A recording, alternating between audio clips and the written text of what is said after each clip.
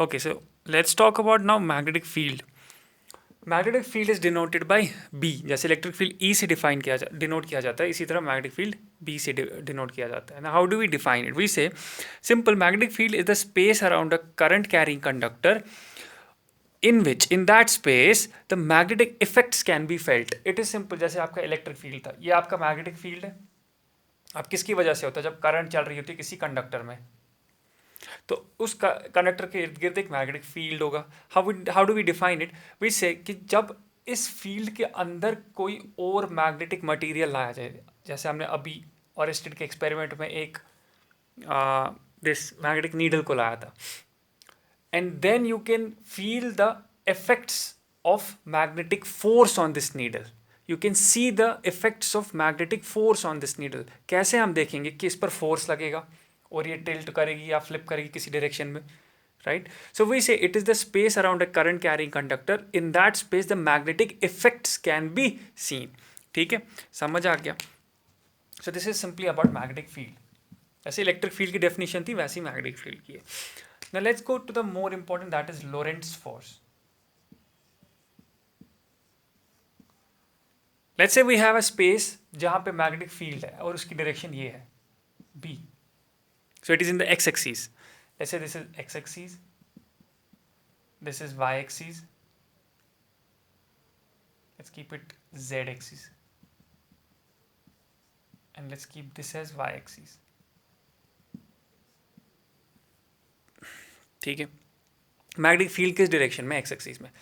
और हम एक चार्ज को इंट्रोड्यूस करते हैं मैग्नेटिक फील्ड में at an angle theta which is moving with velocity v at an angle theta to the x axis और to magnetic field. Simple, magnetic field है space में which is in the direction of X axis. इस space में हमने introduce कर दिया charge जिसकी velocity क्या है? v, और वो कितने एंगल पर? थीटा एंगल पर. किसके? मैग्नेटिक फील्ड को. तो हम देखते हैं कि इस चार्ज पर फोर्स एक्सर्ट होता है. इस चार्ज पर क्या हो जाता है? Force exert. अब क्यों हो जाता है? अभी हमने कहा जब दो मैग्नेटिक फील्ड आपस में इंटरैक्ट करेंगे तो फोर्स एक्सर्ट होगा. अब एक मैग्नेटिक फील्ड तो हमारे पास है पहले से ही, बी, एक्सटर्नल मैग्नेटिक फील्ड. दूसरा, जब भी चार्ज मोशन में होता है, जैसे करंट चल रही थी ना, तो करंट क्या basically? Charge in motion.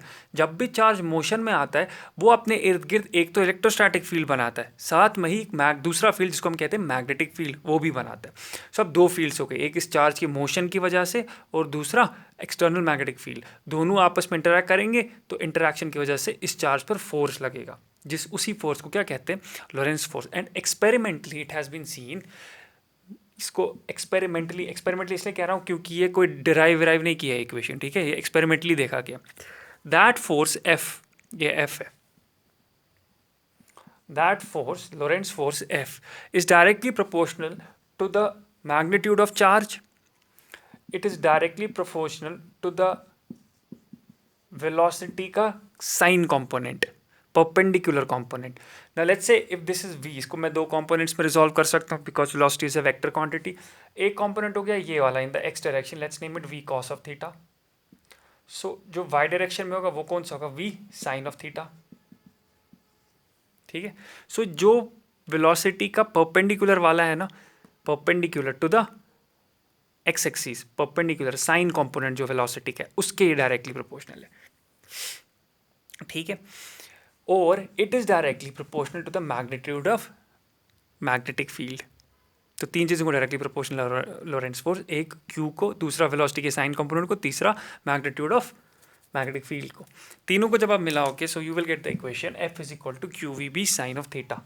So F that is Lorentz force is equal to Q we B sine of theta, right. अगर आप देखोगे वेलोसिटी भी एक वेक्टर क्वांटिटी है, मैग्नेटिक फील्ड भी एक वेक्टर क्वांटिटी है, साथ में साइन थीटा है, सो हमारे पास क्रॉस प्रोडक्ट बन गया. हम इसको ऐसे भी लिख सकते हैं F is equal to q into v cross B. ये इंपॉर्टेंट इक्वेशन हमेशा याद रखना. सो जो फोर्स उस चार्ज पर लगेगा वो किसके बराबर होगा? Q into v cross B, और मैग्नीट्यूड उस फोर्स का कितना होगा? Q we B sine of theta. Clear हो गया? अब मसला है फोर्स एक वेक्टर है तो ये मैग्नीट्यूड अब डायरेक्शन कहाँ है? सो डायरेक्शन उसकी जेड एक्सिस की में होगी, ऊपर की तरफ जेड एक्सिस में. कैसे निकालते डायरेक्शन? डायरेक्शन निकालने के लिए आपके पास दो रूल्स हैं.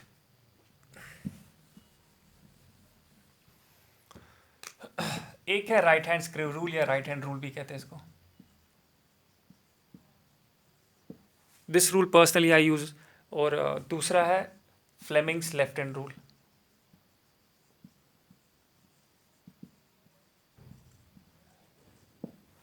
ठीक है, मुझे ये ज़्यादा इजी लगता है, सो आप दोनों देख लो. राइट हैंड रूल सिंपल कहता है क्या, ये आपका बी था, ये वेलोसिटी का साइन कंपोनेंट था. ठीक है, अब आपको करना क्या है, वी क्रॉस भी करना है ना, वी भी साइन ऑफ थीटा है ना, वी क्रॉस भी करना है ना.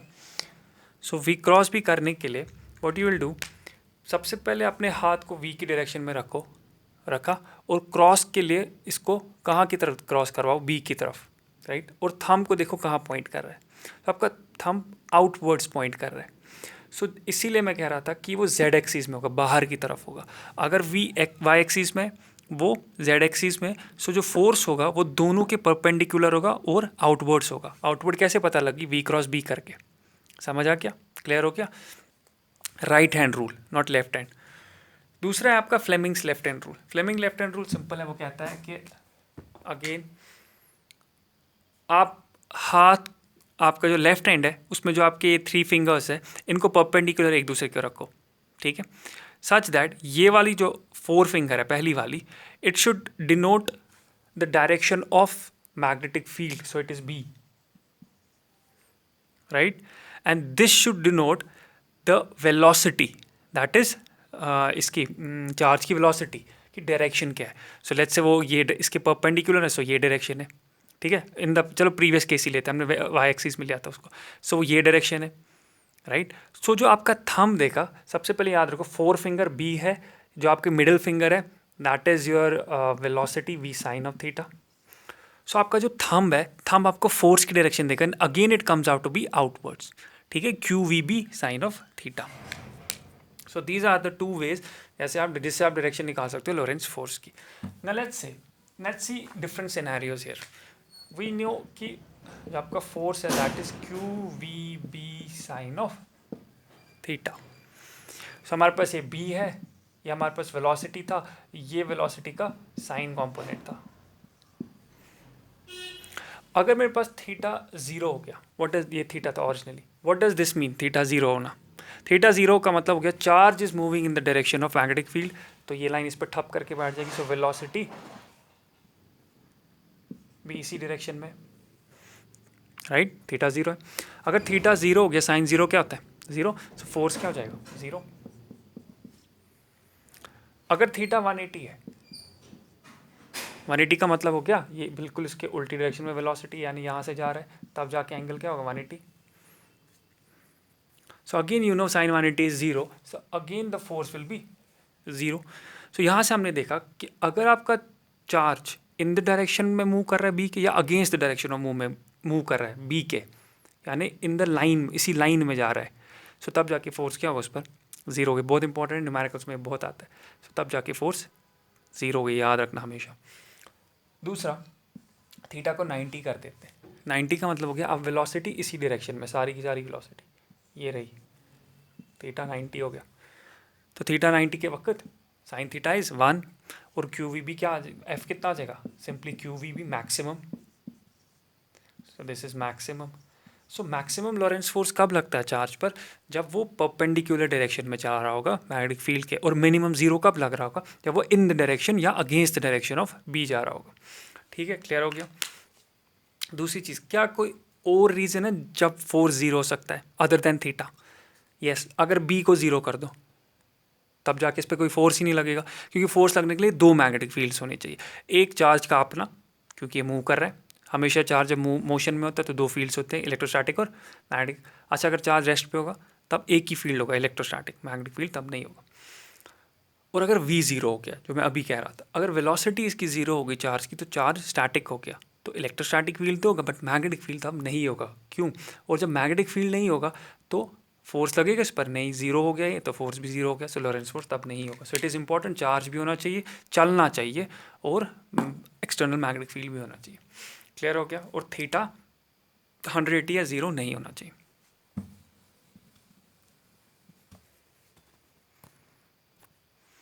यूनिट्स देखो आप क्या है,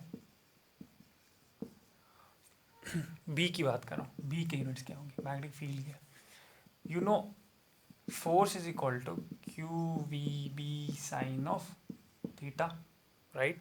यूनिट्स के लिए थीटा को भूल जाओ, थीटा का कोई यूनिट नहीं है, उसको छोड़ दो। बी निकालना है, so B will be equal to F by Q V. F है न्यूटन, क्यू है coulomb, and V is metre per second, so this is metre per second. So B जो आपका मैग्नेटिक फील्ड है, इसका unit क्या आ गया, Newton पर coulomb per metre per second, means metre per second velocity का। But ये यूनिट कहीं नहीं यूज़ होता है, तो उसको भूल जाओ। सो बी का जो यूनिट बेसिकली है that is weber per metre square. B का यूनिट क्या है, weber per metre square, and more importantly the same is called as tesla, ठीक है, निकोला टेस्ला के नाम पे। वेबर पर मीटर स्क्वायर कह दो या टेस्ला कह दो, ऐसा यूनिट क्या है इसका, टेस्ला। और सीजीएस यूनिट में क्या है, गॉस, GUASS, गॉस है इसका सीजीएस यूनिट, जी से भी डिनोट करते हैं, ठीक है। ऐसा यूनिट टेस्ला है, सीजीएस यूनिट गॉस है, और दोनों के बीच में रिलेशन क्या है, 1 gauss is equal to 10⁻⁻⁴ tesla. याद रखना, न्यूमेरिकल में कन्वर्ट करना पड़ता है, 1 gauss is equal to 10⁻⁴ tesla, ठीक है, क्लियर हो गया। सुपरपोजिशन प्रिंसिपल वगैरह आपने पढ़ा है उसमें भी, so you can again do the same exercise over here. अब वेरी इंपॉर्टेंट टॉपिक जो 12th में हमेशा आता है, हमेशा, दैट इज बायट-सावर्ट्स लॉ। ये दो बंदे थे जिनने इकट्ठे ये लॉ दिया था, सो इन्हीं के नाम पे बायट-सावर्ट्स लॉ। काम क्या करता है कि बेसिकली बोलता है कि मैग्नेटिक फील्ड का magnitude at a certain point, let's say उस पॉइंट का नाम P है, कितना होगा। सिंपल इतना ही बोलता है, मैग्नेटिक फील्ड किसी एक पॉइंट पर कितना होगा। अब हमने अभी बोला कि मैग्नेटिक फील्ड हमेशा करंट कैरी कंडक्टर के इर्द गिर्द होता है, यानी जब भी इलेक्ट्रॉन या कोई भी चार्ज चलता है तो उसके इर्द गिर्द एक इलेक्ट्रिक फील्ड होता है और दूसरा एक मैग्नेटिक फील्ड होता है। सो लेट्स से मेरे पास पॉइंट P है, मुझे इधर पे देखना है मैग्नेटिक फील्ड कितना होगा। पॉइंट P है, मेरे को देखना है मैग्नेटिक फील्ड कितना होगा इस पॉइंट पर, किसकी वजह से, करंट कैरिंग कंडक्टर की वजह से। So let's say this is the current carrying conductor, इस पर करंट चल रही है, I करंट जा रही है इसमें, इसकी लेंथ कुछ भी मान लो, लेकिन ये जो पूरी लेंथ है इसकी, इसमें से एक स्मॉल एलिमेंट मैं ले रहा हूँ जिसकी लेंथ DL में मान रहा हूँ। अगर टोटल लेंथ इसकी मान लेते कैपिटल L, इस स्मॉल एलिमेंट की लेंथ कितनी मान रहा हूँ मैं, DL। समझ आ गया, ध्यान से सुनना। पॉइंट P है, करंट कैरिंग कंडक्टर है, इसमें करंट I जा रही है और मैंने एक स्मॉल एलिमेंट DL ले लिया। इन दोनों को इकट्ठे IDL कहते हैं, IDL। इसको क्या कहते हैं, इसको कहते हैं करंट एलिमेंट।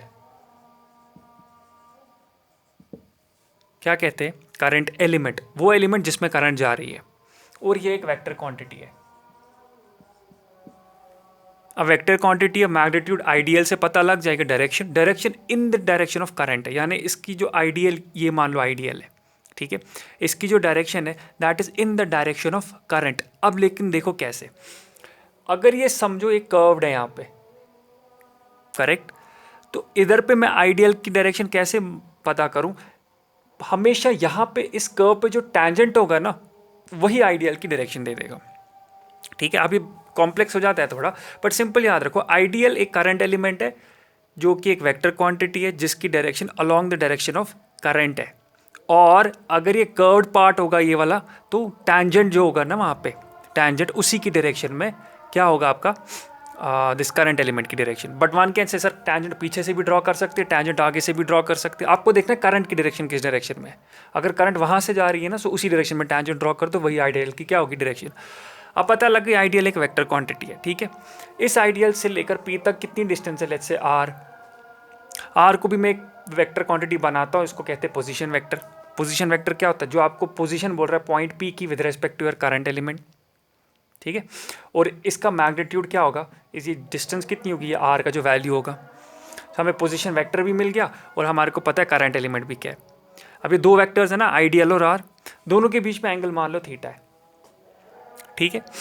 बायट-सावर्ट्स लॉ कहता है कि मैग्नेटिक फील्ड इस स्मॉल एलिमेंट DL की वजह से कितना होगा, पहले dB छोटा होगा ना, मैग्नीट्यूड उसका, स्मॉल एलिमेंट की वजह से जो मैग्नेटिक फील्ड वो dB होगा, वो डायरेक्टली प्रोपोर्शनल है किसके? मैग्नीट्यूड ऑफ करंट, सीधी सी बात है, कितनी करंट चल रही है उतना स्ट्रॉन्ग मैग्नेटिक फील्ड होगा, ठीक है। दूसरा, it is directly proportional to the length of the element you have taken, right. It is again directly proportional to the sine of the angle between them, किसके? Current element और position vector के, ठीक है। And it is inversely proportional to the square of the distance between them. जो distance, जितनी ज़्यादा distance होगी उतना मैग्नेटिक फील्ड कम होता जाएगा, जितनी कम होगी डिस्टेंस उतना मैग्नेटिक फील्ड ज़्यादा होता जाएगा, ठीक है। So D B is directly proportional current, then the small element, then the angle between the two vectors, and then it is inversely proportional to the square of the distance between them, ठीक है। Clear हो गया? अब सबको इकट्ठे मिलाओ, जोड़ दो इकट्ठे सबको। अगेन याद रखना, एक्सपेरिमेंटल लॉ है, डिराइव नहीं किया है, एक्सपेरिमेंटली देखा गया है, याद रखना, एग्जाम में लिखना, it is an experimental law.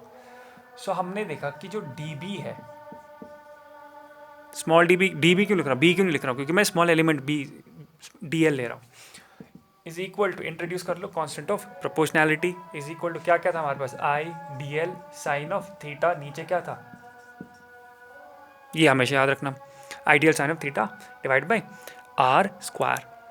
SI unit में के का जो वैल्यू होता है that is mu naught by 4 pi, और सीजीएस में के का वैल्यू 1 होता है। तो सीजीएस को फिलहाल भूल जाओ, सीजीएस में तो सिंपल होगा I dl sine of theta by are square, लेकिन एसआई में देखो क्या होगा, एसआई में अब यहाँ पे होगा म्यू नॉट बाई 4 पाई। के की जगह क्या लिखेंगे, जैसे उसमें लिखते हैं 1/4 पाई एप्सिलॉन नॉट, किसमें, इलेक्ट्रोस्टैटिक्स में, इसमें क्या लिखेंगे, mu naught by 4 pi, mu naught by 4 pi ideal sine of theta divide by are square. किस, क्या दे रहा है आपको ये, स्मॉल एलिमेंट की वजह से कितना स्मॉल मैग्नेटिक फील्ड होगा, किस पॉइंट पर, पॉइंट पी पर। कैसे पता लग गई पॉइंट पी, इस डिस्टेंस पर है वो पॉइंट पी, आर डिस्टेंस पर। लेकिन अगर मुझे टोटल फील्ड चाहिए, मुझे डी बी नहीं चाहिए, मुझे क्या चाहिए, मुझे बी चाहिए पूरा, तो इसकी हम सारे को क्या करेंगे, यहाँ से इंटीग्रेशन, समझ आ गया, यानी डी एल सारों को सम अप कर देंगे, इंटीग्रेट हो गया, सम अप करना इन सारे डी एल एलिमेंट्स को over the whole length of this conductor, ठीक है। So B is equal to mu naught by 4 pi ideal sine divide by are square, and you have to integrate this. Clear हो गया, समझ में आ गया, ठीक है। ले देखो, अब इसको भी हम वेक्टर फॉर्म में ला सकते हैं, जैसे वहाँ पे हमने वी क्रॉस बी लिखा ना, यहाँ पे मैं वेक्टर फॉर्म में ला सकते हैं। देखो कैसे, ध्यान से देखना, व्हाट आई विल डू, पहले मैं यहाँ पे फिर से लिखता हूँ। Now we have B, magnitude is equal to integration mu naught by 4 pi I D L sine of theta divide by are square. अगर मैं इसको मल्टीप्लाई कर दूँ यूनिट वेक्टर आर से, r is the position vector, उसकी unit vector, इसका magnitude क्या है, 1 है ना, सो कुछ फर्क पड़ेगी इस इक्वेशन में, नहीं। अब देखो यूनिट वेक्टर का मतलब क्या होता है, अगर आपने देखा होगा यूनिट वेक्टर का मतलब होता है it is vector divide by magnitude of vector, right. So मैं यूनिट वेक्टर की जगह क्या आप लिख सकता हूँ, vector divide by its magnitude, ठीक। अब यहाँ देखो, आइडियल मैंने अभी क्या कहा, ये आपका वेक्टर क्वांटिटी है, राइट। आर भी क्या है, वेक्टर क्वांटिटी, बीच में क्या है, एंगल, सो बन गया, और नीचे आर क्यूब हो जाएगा, सो ऊपर बन गया mu naught by 4 pi I dl cross r, because both are vectors, divided by r cube, ये बन गई इसकी वेक्टर फॉर्म, ठीक है। क्लियर हो गया। So this was about Biot Savart's law. और सीजीएस में अगर लिखना है, so mu naught by 4 pi को हटा दो, 1 लिख दो उसकी जगह। अब म्यू नॉट को क्या कहते हैं, वहाँ पे एप्सिलॉन नॉट को क्या कहते हैं, absolute permittivity of free space, इसको कहते हैं absolute permeability of free space, absolute permeability of free space, ठीक है। और उसका वैल्यू किसके बराबर होता है, ये भी याद रखो, म्यू नॉट का वैल्यू जो होता है that is equal to 4 pi into 10⁻⁻⁷। ये हमेशा याद रखना, इसका वैल्यू होता है 4 पाई इंटू 10⁻⁷, और साथ में यूनिट अगर देखोगे वेबर पर एम्पियर पर मीटर। अच्छा, ये वाली जो टर्म है वेबर पर मीटर, ये किसके बराबर होती है, अभी देख रहे टेस्ला के बराबर होती है, तो हम इसको ऐसे भी लिख सकते हैं, टेस्ला पर एम्पियर, ठीक है। क्लियर हो गया। So this was about your what you call Biot Savart's law. अब अगेन बी का हमने मैग्नीट्यूड देखा, what about its direction, use the right hand screw rule या राइट हैंड रूल, सिंपल है। ये आपका करंट एलिमेंट था आईडीएल इस डायरेक्शन में, ये आपका पोजीशन वेक्टर आर था, आपको डीएल क्रॉस आर करना है ना, आईडीएल साइन ऑफ थीटा यहाँ पे निकाला डीएल क्रॉस आर, अभी जो इक्वेशन लास्ट इक्वेशन थी। सो कैसे करेंगे, राइट हैंड को सबसे पहले डीएल की तरफ रखो, क्रॉस कर दो आर की तरफ, थंब कहाँ पॉइंट कर रहा है, इनवर्ड्स। सो परपेंडिकुलर होगा बी बट इनवर्ड्स, इस टाइम कहाँ पे होगा, इनवर्ड्स की तरफ। और अगर मैं यही पॉइंट पी इस साइड से ले जाऊँ, आप डीएल क्रॉस आर करो, हाथ रखो उसकी क्रॉस कर दो इसकी तरफ, आप पॉइंट कहाँ कर रहा है, आउटवर्ड्स। तो डिपेंड करता है आपका पॉइंट कहाँ पे होगा, ठीक है। उसमें भी जब आपने देखा था लॉरेंस फोर्स में F is equal to Q we B sine of theta, तो हमने वहाँ पे V क्रॉस B किया था और हमने देखा था कि वो आउटवर्ड्स आ रहा है, ये आपका V था, ये आपका B था, ये थीटा था, हमने V क्रॉस B किया था और हमने देखा था फोर्स कहाँ की तरफ है, आउटवर्ड्स। बट एंट्रेंस में एक बार सवाल पूछा था कि इलेक्ट्रॉन इज मूविंग, अभी हमने चार्ज कहा ना, चार्ज एंट्रेंस में पूछा था इलेक्ट्रॉन इज मूविंग, तो बताओ डायरेक्शन क्या होगी, तो आपने क्या q we B cross of theta, outwards गलत हो गया, वो इनवर्स होना चाहिए था। वाई, क्योंकि जब मैं कह रहा हूँ ना कि चार्ज मूव कर रहा है, फिजिक्स में जब भी हम चार्ज की बात करते हैं बाय डिफॉल्ट मानते हैं पॉजिटिव चार्ज है, लेकिन अगर अब इलेक्ट्रॉन है ना नेगेटिव चार्ज, तो अब डायरेक्शन उल्टी हो जाएगी क्योंकि क्यू यहाँ पे माइनस हो जाएगा, समझ आ गया। सो इससे तब जाके डायरेक्शन उल्टी होगी। सो इन चीज़ों का ख्याल रखो। So by the way this was about Biot Savart's law. इसको प्रॉपरली देखो, अब एक चीज़ करो, बुक भी अपनी खोलो और बुक से भी पढ़ा करो। I touch each and every major point, ऐसा नहीं है कि मैं कोई मेजर पॉइंट छोड़ता हूँ, बट खुद भी बुक से पढ़ा करो, रेफरेंसेस से पढ़ा करो, जो पॉइंट्स मैं स्मॉल पॉइंट्स छोड़ रहा हूँ उनको आप खुद भी पढ़ो, ठीक है।